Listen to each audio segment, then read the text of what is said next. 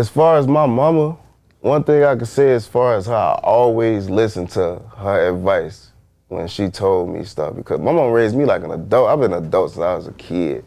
So she ain't had nothing from me. Like, she was always real hard when she was talking to me. And, they always say, like, women can't raise men. I'm like, that's some bullshit. I watched my mama raise 2 by herself.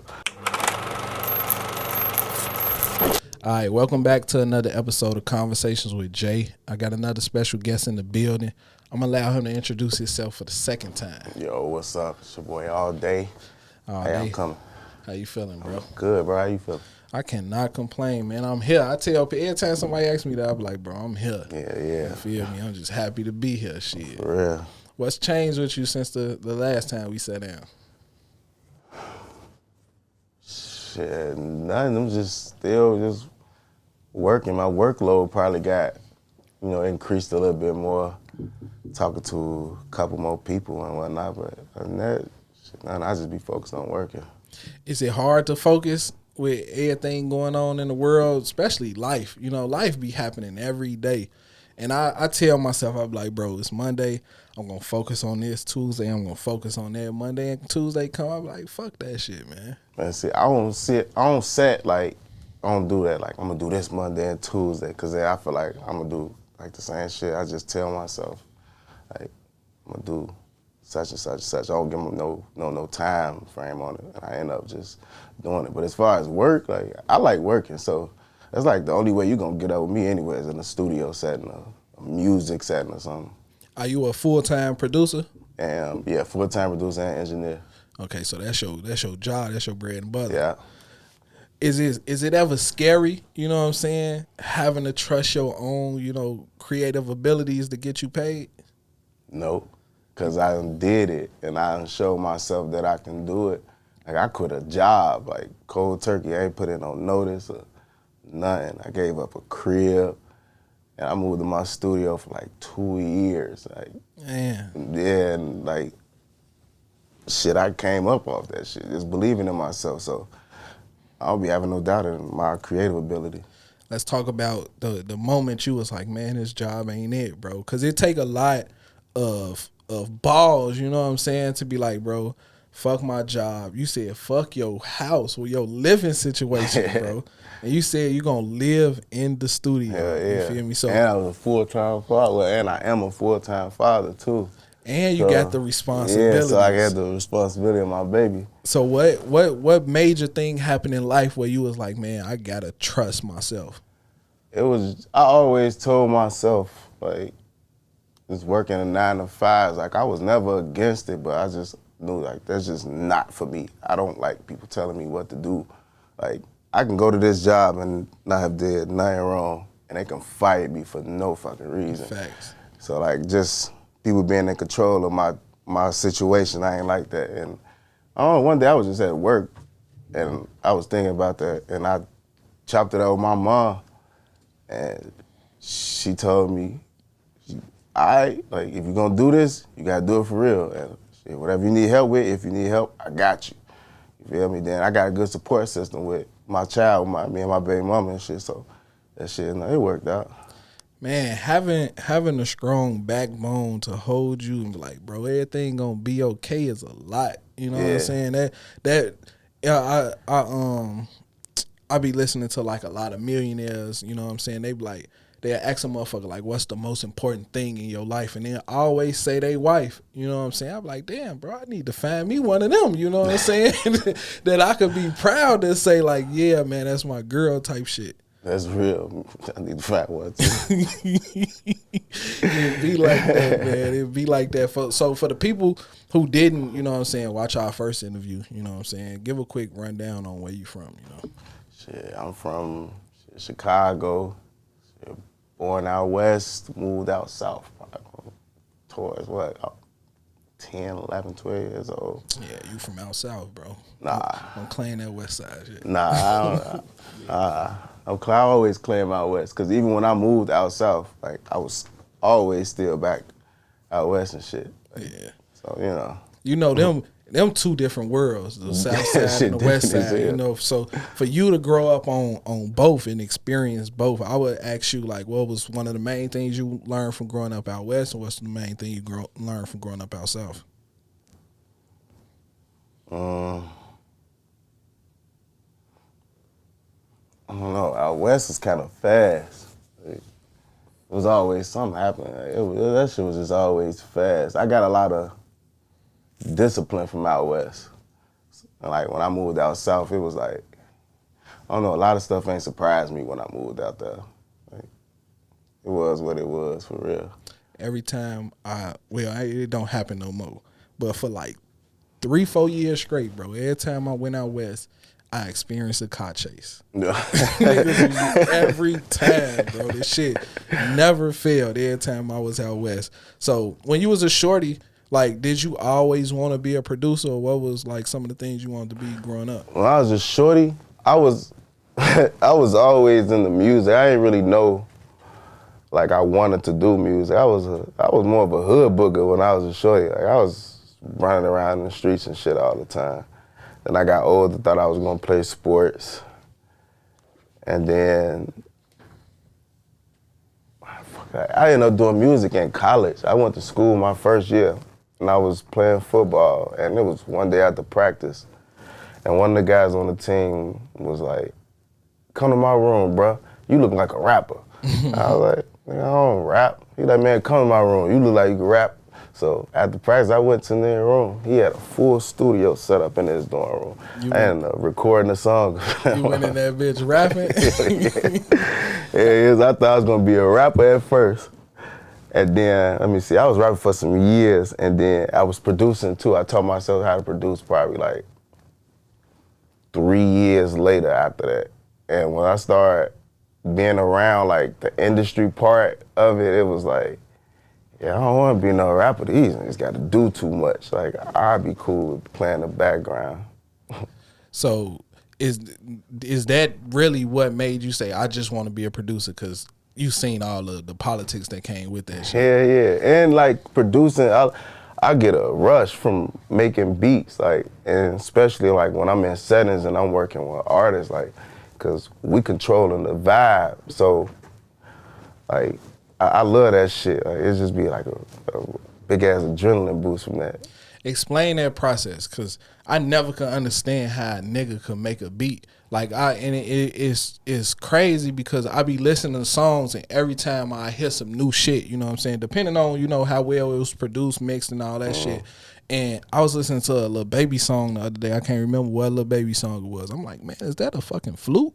You feel me? Oh, damn, these niggas got a motherfucker playing a flute in there. You know what I'm saying? So how do you approach, you know what I'm saying, actually making a beat, and what songs or what instruments gonna go in this shit? So it really just depends. So like if I'm working, if it's just me cooking up by myself, it's really just off of feeling.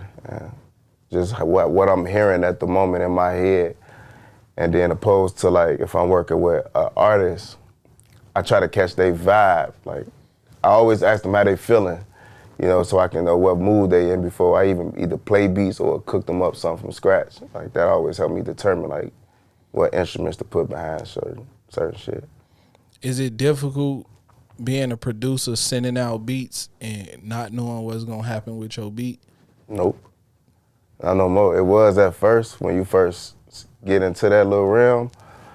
But after a while, when you start paying attention to how stuff go, it's just like, all right, something gonna catch. Like if it don't, it don't. If it do, it'll happen. All right. Is it lucrative being a producer? You feel me? Is it a lot of money in being a producer? Yeah, if you do it the right way. Because I mean, like, so a record go 50-50. 50% for the artist, 50% for the producer. So you get, you know, enough songs that's really streaming, or, you know, a nice artist that's streaming. Yeah, we splitting that bread down the middle. All right, who are some of the artists that you work with up to this point? Let me see, I'm thinking recently, I got Shorty B-Love from New York. I did shit on PGF Nook. I can't really think. I don't know. I can't really think of too many people. I got a lot of credits. Damn, bro, you out here working like that. You don't even remember working with niggas. I be working. Like, they be coming to a point, like, a lot of people be, like, reminding me a lot of songs that I produced. I forgot. Like, my beats been getting around the city probably since, like, 2018, for real, and just progressing every year since then. So, like, people bring up old shit that I forgot I did. Have you ever heard a nigga on your shit and be like, bro, I ain't send you that, bro. I don't know how you got that. Yep. Is it an issue? Is it a problem? Or do you be like, man, it depends on the song? I don't even care, because I don't care. If you got that shit, you got it, whatever. Do what you gonna do with it. What's been one of your favorite moments, you know what I'm saying, of being a producer? Whether it's making a beat for somebody you didn't expect, or, you feel me, having a certain person walk in the room and be like, damn, bro. I got two right now. One of them is I say, like, right now what's going on with OG Steve-O. Like, just seeing, like, how we locked in and just his growth over the years and how everything just moving for him right now. Like, that shit feel good. Like, because that's my dog, you feel me? So, like, that feel better than me producing for big artists and shit like that, just to see his growth. Yeah. And then, like, my other one, I say, me and Babyface Ray doing that song with him. Like, that was cool as hell. Hey, I'm gonna say this, you don't gotta react or nothing, but I feel like OG Steve-O and Flex done signed some deals out here and they tucked away. That's how I personally feel, you know what I'm saying? I'm just reading the room, you know what I'm saying? No comment. So shout out. I can't confirm or deny. Hey, shout out to both of them, you know, because like you say, it's a beautiful thing to watch somebody grow through this shit, you know what I'm saying? Progress through this shit and be like, damn, bro. I remember them days where we talked about this shit. Now we watching it happen, you know what I'm saying? Like, them same artists that Steve-O looked up to, like watch they growth over here. They fuck with him now, like, genuinely, like, they fuck with his music and shit. Like, I just be looking at that shit like, that shit cold. Like, we really spoke this shit up. Like, I had DJ Meal ticket in here and I asked him this question. So I want to ask you, how would you feel about being in this position, you know? When Young Chop made I Don't Like, you feel me, and Kanye came and he changed some shit around, you know what I'm saying? And Young Chop felt some type of way about somebody adding shit to his beat, you feel me? How would you feel if you was in that position and a Kanye or any producer came and added something to your music without you, you know what I'm saying, giving the okay on that? yeah, see, that's what I was gonna say. I don't really know, cause I ain't been in that position, so I don't really know how I react. But just I don't know, if you ain't linked in with that producer and told him, like, you know, you want to add something to it for the remix, then that'll, you know, yeah, that's kind of an issue, cause they released that shit on a big platform, so where them duckies come in at, like, it got to be some foul play on the back end that I look at. Now, it's a lot of politics that go on with Chicago music not being able to work with this side, anything. You feel me? Have you ran into any of those issues?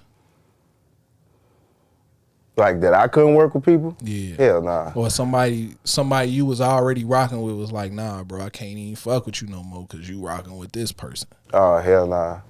I had a couple people try to, like, just have conversations about that shit, but I'm not trying to hear that shit. That's y'all beef.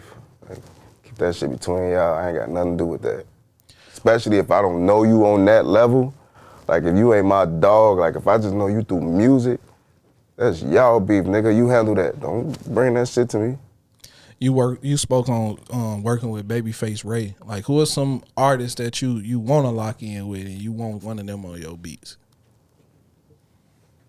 Heard. Just heard. I want to lock in with Babyface and get some more shit too. But mostly just heard. Like, I ain't really too much focused on, like, the big placements. Like, when they come because I talk to a lot of A&Rs and shit, so I'm sending out beat packs and shit like that. So when the big placements come, it be like, oh, dope. Like, I'm more focused on, like, what I got going on in the city and shit right now, because we got some shit coming. Like, Chicago finna fuck their ass up. All right, you spoke on OG Steve-O. Like, who are some old Chicago artists that you locked in with that you could, speak on? Flex again, Blessing. Blessing is hard. That nigga different. I got my artist RG Coca. She cold. We finna be coming with some new shit. I'm working with. I got an R&B artist. His name that boy Q. And he's dope. We just been locked in, just knocking out tracks and really just trying to figure out how we gonna do a release for everything. In the city, who else? Who I'm missing in the city? I don't know. If I'm missing somebody, my bad. It'd be a lot going on. I want to say last time we chopped it up, we spoke on like the R&B scene in Chicago and how cold these R&B artists are. Mm-hmm. Do you ever feel like the rap music in Chicago is the reason why R&B is overlooked in Chicago? Because I feel like we got some of the coldest R&B artists in the city. I don't know. I feel like it just ain't no platforms up here for R&B music. Like, we got a lot of rap platforms. I don't really know no R&B platforms up here. Like, yeah, like you can get your shit posted on a lot of rap shit, but ain't really too many people supporting our R&B artists. And like I said last time, there's a lot of dope R&B artists there. What were some goals that you set for this year? Matter of fact, before I get to that, what were some goals you set last year that you actually accomplished and you scratched off your list? Getting played on the radio outside this motherfucker. That for sure. Steve-O, like everything we've been doing, that shit all showing now. Really, that's last year. That's really it. That's it. The radio shit. What goals you got set for this year? This year, I'm gonna tap more into like industry shit. Like I want to A&R this year and shit like that. Like I've been doing like helping motherfuckers with songwriting and shit like that. Like I've been like real hands-on. So that's more so what I'm trying to do. You out here writing songs, bro? I be helping. I don't be writing full songs. I be helping. When you do help, does that factor into the percentage? Right now, I don't even be thinking about that shit at the moment. You just build. Just helping because it be people I'm close to or just in sessions. A lot of sessions. You be in some of these sessions with the artists and they be working on shit from scratch. Sometimes they get stuff. A lot of artists will ask you like for advice or for bars or shit or just how shit sound, and like if they ask me, I help them switch it up or play certain shit, whatever. Man, what's those studio sessions like when you got somebody booked? Somebody booked with you. You ain't never met this person, nothing. They walk in this motherfucker, and they trash, bro. Is it like, all right, bro, it's still a business, you feel? I gotta finish the session, but I can't book this artist no more. Like, bro, I can't get booked no more. Look, I don't care how weak you are. You can book your studio time with me. I'm gonna make your ass sound good. And he gonna help you build. And you gonna help him write the song. Nah, I ain't helping. Nah, I ain't gonna help him write the song. I'm gonna help them through their song. Like I be having weak sessions. I be helping niggas because I done seen niggas be the weakest niggas and they just stayed locked in and got raw as shit. Like, man, a lot of this shit, is practice. It's fucking practice. Yeah, a lot of people don't understand how, bro, like you say, this song weak, bro, but shit, you keep writing, you keep experiencing life, then your shit get a little bit better. Mm-hmm. Like, was your first beat the coldest beat? You know what I'm saying? Like, that shit take time, you know what I'm saying, to develop in the person you are.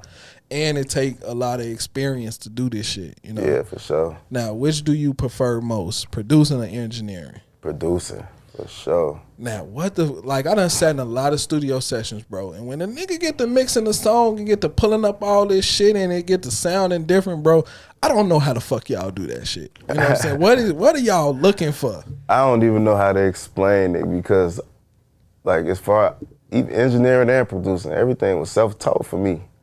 So all my shit be off ear. And that's what I done literally sat in hundreds of sessions, and when it's time to mix a song, I'm like, bro, how the fuck do they know what to do. Like how you listening to it and you like, bro, this is off. You know what I'm saying? I need to fix this. Like, how do you get that song ready for the car? You know what I'm saying? Because I done heard songs that's by major artists. You know what I'm saying? That shit trash in the Beats headphones. You know what I'm saying? That shit trash in the car. I done had beats mixed off of my beats for big artists, and I ain't like that. Like I had the rough version up on my phone that I recorded, and then they'll get it sent to the big niggas to mix it, and that shit ended up trash. Like, tell them, bro, you out here mixing shit better than niggas, bro. I had a problem with that for a minute. We was going back and forth. It happened a couple times. Like one time it wasn't too much of shit, but yeah, with the label situation when they did that shit, I hated that mix. What advice would you have for young producers, you feel me, or young artists out here looking to get into the game? Stop thinking about money. I did this shit for years for free. I had got my studio, and for a couple of years, maybe a year and a half, 2 years, I was doing free studio time, just giving out hella beats for the longest, just trying to build up a name to the point where I can charge people. It's like, you gonna know when it's time for you to charge people. Like, I always tell producers that they just be coming out the gate thinking they supposed to get thousands of dollars or 500 or this, like, or $30. Like, man, fuck them little $30 leases. Like, build relationships and build you a motherfucking rapport with these people.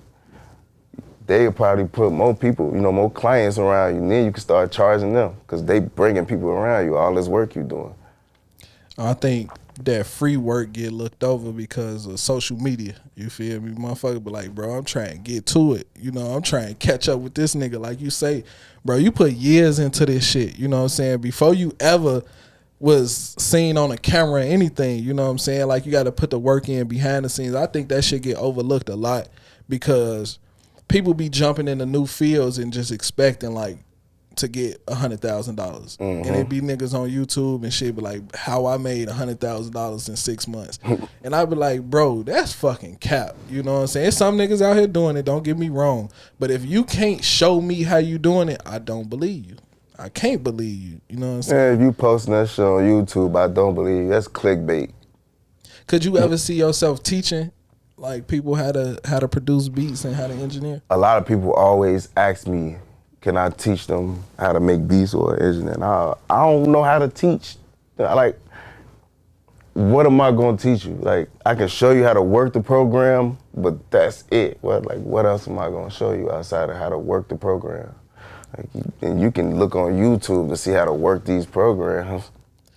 Have you ever came across another producer jacking your sound? Yeah. Does it, when you come across that, is it like, okay, I'm flattered a little bit, but bro, stop that shit? It happened one time. I ain't gonna say the song, none of that shit. But it's a big ass song, and it was like 2018, 19.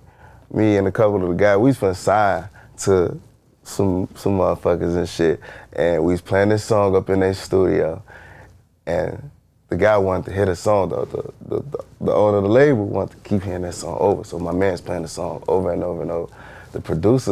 His producer was up in there. So when we got done playing the song, the producer left out the room. So there like some months, probably like 5-6 months later, we hear this song on the radio. I'm blasting the song. It's a song everybody fucking know. And I'm blasting the song. My homie called me mad as shit because it was his song that he stole. Yeah. He's like, man, you ain't peeped this out. I'm like, no, man. So now I had to go back and listen to it. And as I'm listening, I'm rapping his song over beat. I'm like, what the fuck? Yeah. So we end up going through a whole little shit. And I was gonna get some money for that song, but we ended up not signing with the people and shit. I didn't give a fuck though. Like, I just felt like I inspired y'all. And it was a simple beat too. Like, it was super simple. Say that nigga, he say play that shit until my man's learn. It's the same beat. Like, it's literally the same beat. What would you say was one of those growing pains you had to, get over being a producer? What you mean as far as growing pains? Like, at some point you start to hit your head, you know what I'm saying, and you start to question yourself like, man, is this shit really for me? You know what I'm saying? Whether it was you ain't getting people to rap on your beats, you know what I'm saying, or you giving away all these free sessions and ain't nobody paying, you know what I'm saying? You get to questioning like, man, is this shit really for me? Or did you ever go through anything like that? I don't be questioning myself. I don't question myself with that type of shit. Like I said, I already showed myself that I could do it, and like, this shit don't come fast. Everything is timing. It might, like at them times, it just was not my time yet. So as long as you stay locked in, your time gonna come. As long as you stay locked in, I just be keeping that in my head. Man, your parents must have been like, bro, they must have instilled that in you as a young age or some shit. My mama, she hard. That's who put that in you, like, bro, man, my mama hard, man. You could accomplish anything. For real. She ain't play that. She ain't gonna let you doubt yourself about nothing. How do you think that affected you as a kid? Because, you know, as a kid, you know, sometimes we fight that shit, you know, the shit our parents telling us, you know what I'm saying? Even though they giving us good information, for some reason we think we know everything, you know what I'm saying? Was you receptive to that shit at a young age? As far as my mama, one thing I can say as far as how I always listened to her advice when she told me stuff, because my mama raised me like an adult. I've been an adult since I was a kid. So she ain't had nothing from me. Like, she was always real hard when she was talking to me. And, you know, they always say, like, women can't raise men. Like, that's some bullshit. I watched my mama raise 2 by herself. Facts. Like, hard. My mama hard body. So, you know, she wasn't going for all that extra shit. She made sure we was, like, mentally strong as hell. Is that something that you institute in your parenting nowadays? Yeah. Oh, yeah. I'm real hard on my son with how I talk to him, how my mama used to talk to me. Because, shit, I appreciate how I was raised. You know, and it take you to get older to understand a lot of that shit, you know, because growing up, like my OG, I got a twin brother, and she, like you say, she raised both of us, you know what I'm saying? And it got to a point where, you know, at some point you do need a male figure in your life, you know? And I was watching my brother go off into the path of doing whatever the fuck he wanted to do, you know what I'm saying? But I always had sports, you feel me, to keep me locked in and out of trouble, even though, you know, whatever trouble he got in, that shit found its way to me too, you know? But it still took my OG, you know what I'm saying, to give us that love, you know what I'm saying, that we didn't know we fucking needed, you know what I'm saying? Now, what I would say, because I want to ask you, like, when you was younger, like, I always ask this question, like, what advice would you give yourself, you know what I'm saying, your younger self? What advice would I give my younger self? Good ass question. I'll probably just tell my younger self, you got it, shit.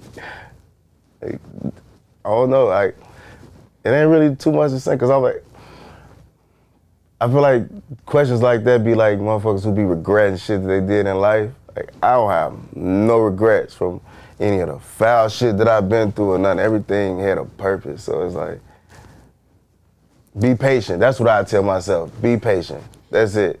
You like the second person that answered that motherfucker like that. Well, because that's real. You know what I'm saying? If you had younger advice for yourself, then that means you saw some flaws in some shit you did, and you'll correct that shit. So I respect, you feel me, not having no regrets. Because a lot of motherfuckers live with regrets to this day. You feel me? I would ask, how the fuck do you live through life with no regrets, bro? That's difficult as hell to do everything that you. Yes, it is, bro. And see, I don't look at it like that.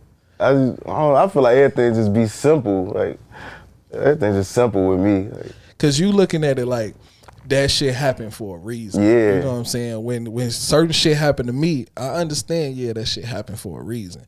But sometimes it be me that made that shit happen. You know what I'm saying? You and I be me? like, damn, bro, I wish I would have made this choice instead of that choice. You feel me? Shit, not me. I be like, that's what your dumb ass get. You'll learn next time. Hey, I tell myself all the time, like, bro, you fucking tweak, bro.